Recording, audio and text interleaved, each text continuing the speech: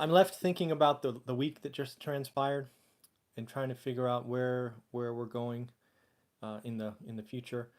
The question I wanted to tackle today, and I'd love to hear from you and what you think, is will the Fed, Jerome Powell and team, cut interest rates at their next meeting? I think the short answer, again, one person's opinion, I'd love to have yours, is yes. I think it's, as they say, baked in the cake. I think a quarter a point is all but done. The question I've had for the last 3 or 4 weeks, frankly, is do they surprise the market and cut by a half? I think if you've been watching this for a while, you can see that a half was an option.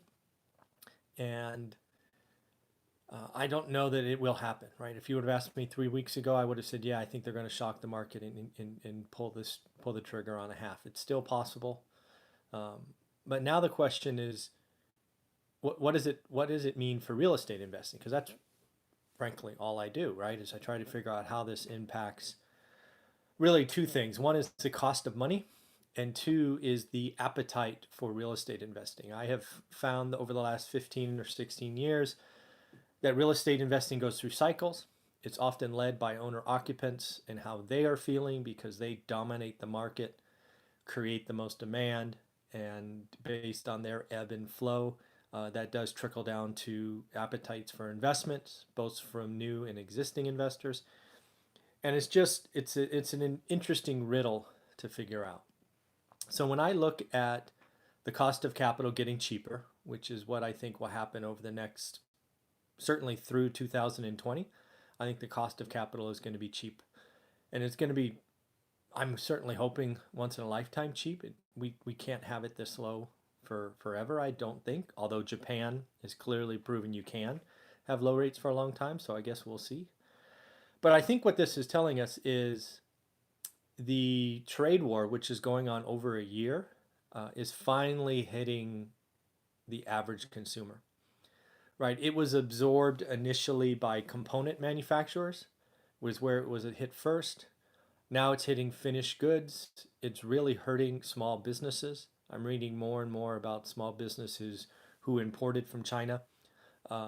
Their supplies that they sold are quickly running out of their cash reserves and really seeing that they can't pass on the price increases, and thus they can't absorb the cost increase. So it's kind of a zero sum game, and many will likely go out of business if this goes on another 12 months.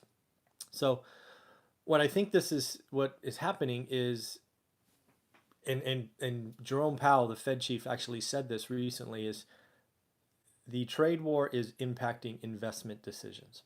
So what he's saying there is companies who are likely deploying millions of dollars are deciding not to decide. What I mean by that is they're not pulling the trigger on expansions.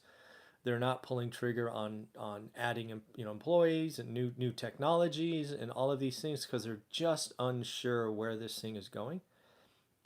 And that's significant, right? Now, that's only a portion of our economy, right? We're a consumer-based economy, 60, 70%, depending on the things that you watch.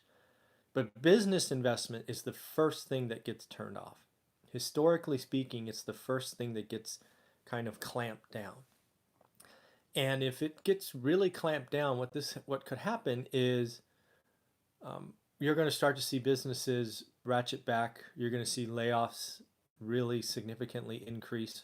First, it starts with lack of hiring, which we actually had a bad hire number on Friday or Thursday, I forget which day. So we could start seeing these signs. And if that happens, if unemployment goes from whatever it is today, 3.8 or 3.7 up to 5.5, watch out. Because that's when the consumer will go negative.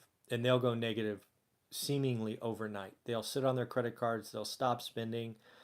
Right? We're already seeing the wealthy, I've talked about it many times, curtail their extravagant expenses. The greatest example was the Pebble Beach car auction, where all the expensive cars, or many of the expensive cars, didn't get bid to the reserves. So I think we're running head first into a slowdown.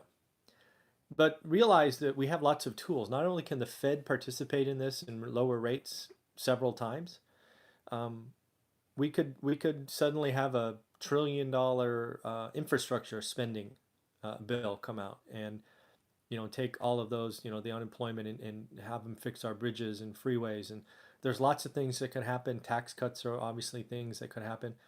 So I think it's going to be a very choppy year. I think 2020 is going to be one where the owner occupant is more afraid than greedy. And that'll be the first year since, I don't know, 2010 that you could say that, because real estate's been on a pretty good trajectory for quite a while. Um, I think next year, right, the rest of 19 and then 2020 is going to be pretty choppy. I think the consumer is going to be nervous. I don't think they're going to want to sign up for a 30-year mortgage. I think the demand for new housing and new builds above the median in any market are in trouble. I think you've got to protect yourself.